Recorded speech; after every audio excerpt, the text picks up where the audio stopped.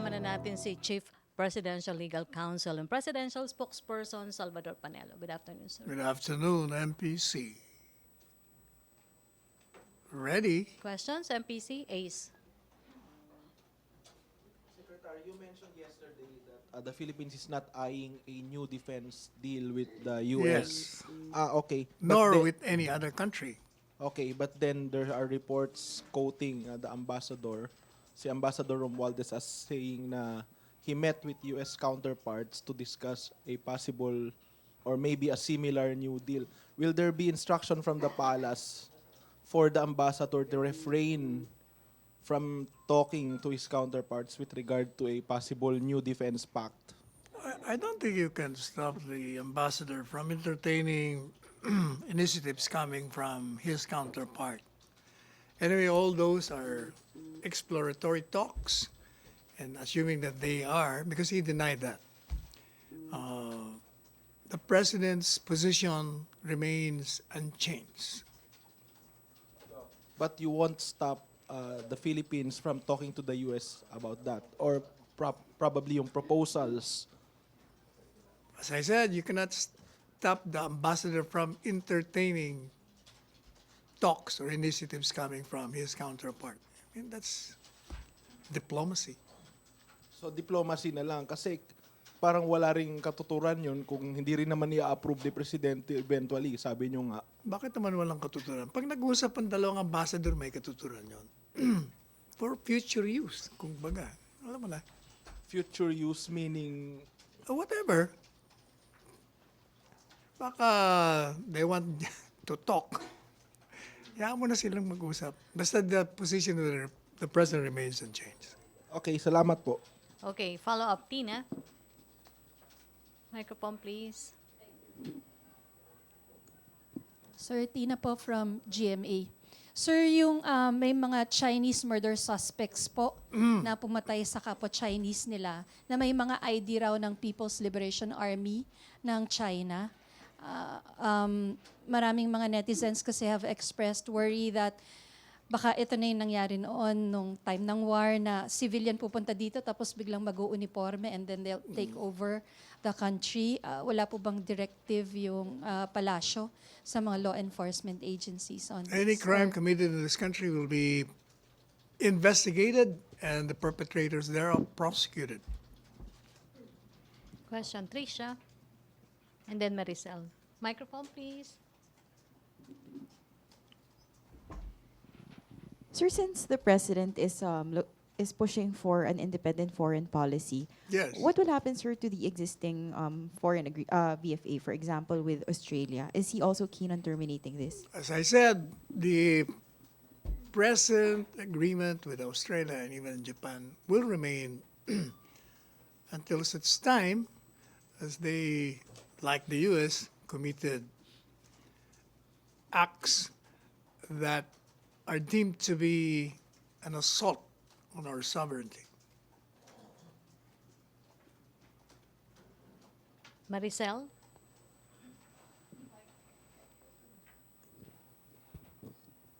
Sir, follow-up lang po dun sa Pogo Yeah. issue. Dahil meron pong mga kuro-kuro na baka daw nagagamit na yung Pogo doon sa intelligence gathering, specifically after nung lumabas na reports na mukhang People's Liberation Army yung pumatay dun sa isang Chinese na involved dun sa online gaming. So are you looking into this possibility, sir? Those are being investigated by the law enforcement agencies. And what are the chances na baka nga totoo yung mga ganitong theory? Because even Senator Gordon is saying that there's a possibility. We have to wait for the result of the investigation. Is this a cause of concern on the part of the Anything that palace? goes against the interests of the country is a cause of concern by this government, and for that matter, any government. But following all these theories and concerns, maghihigpit ba tayo when it comes doon sa mga issues ng Pogo? That goes without saying, because as the president says, any violation of any immigration law or any law of this country will not be countenanced. Thank you, sir. Julie. Sir, about yung sa sinabi ni Senator Gordon last week na meron daw millions of dollars na dinala ng mga Chinese nationals dito sa Philippines from December to January. Is the President aware of this through his independent intelligence sources? Or has he made any directive?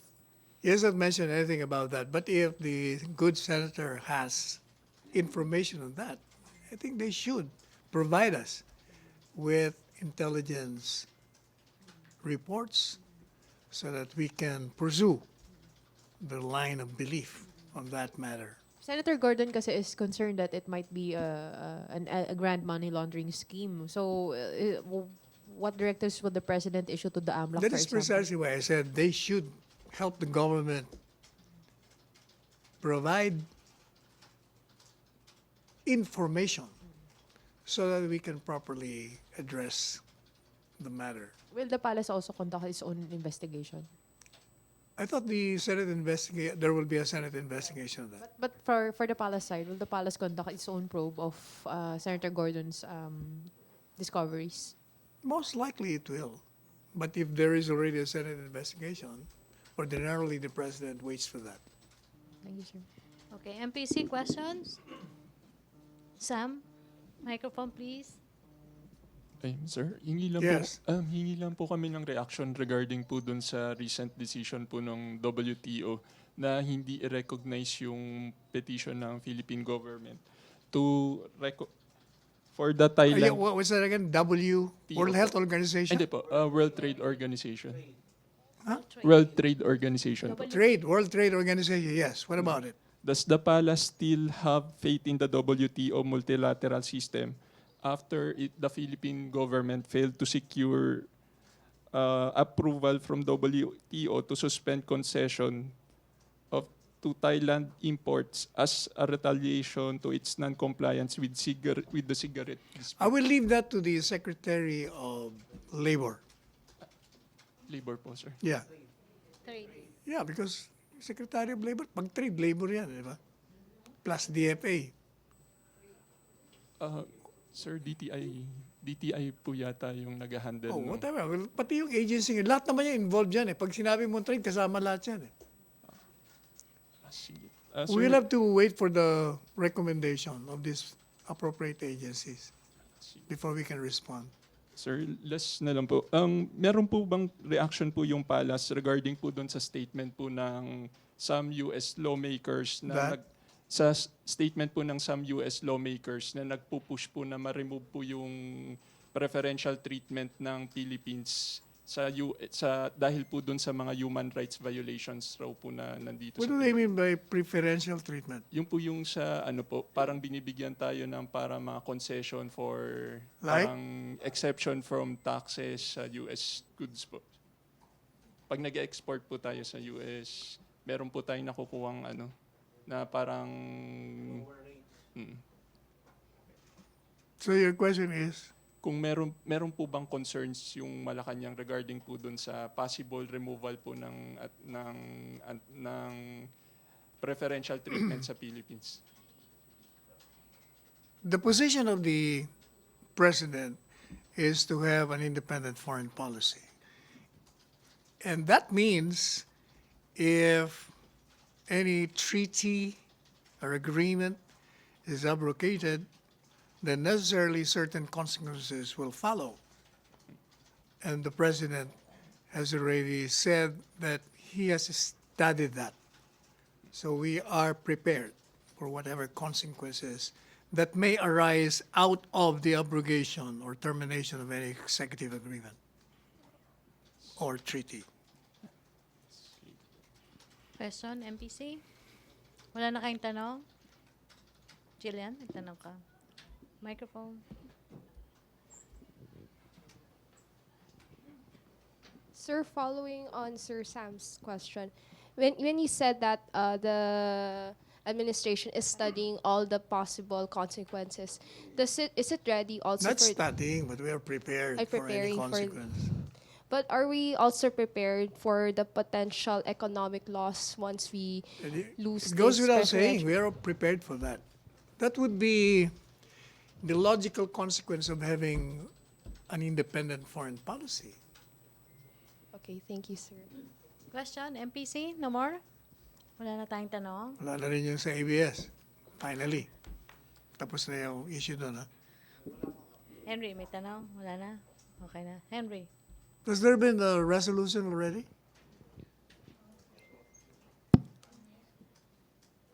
Sir, yung nangyari lang pagsasara ng Honda and Honda, yes. yes. Congressman, I think Congressman Gaite is asking for the President's action. Ano po ang action dito ng palasyo? Tungkol sa pagsarado. Doon sa lalo na doon sa mga displaced na manggagawa. Well, di ba sabi nga natin na because of the build projects, merong silang pwedeng paglagyan kung matuloy na. But according to Honda, ang ganda-ganda ng retirement package nila or separation package na will provide them or they can be no worries at least for the next several months. Opo, pero yung mga mawawala ng trabaho, anong immediate solutions dyan? Well, kung yung magandang package sila, wala muna silang problema siguro within the first year. And meanwhile, I don't think they will just sit down and not look for your jobs. Siyempre maghanap din yan ng trabaho. And since marami naman tayong bagong projects, baka makapasok sila doon. Alright, thank you. Okay, question? No more question, MPC? Okay, thank you, Secretary Panelo. Thank you. Thank you, MPC. Back to our main studio sa Radyo Pilipinas and People's Television Network.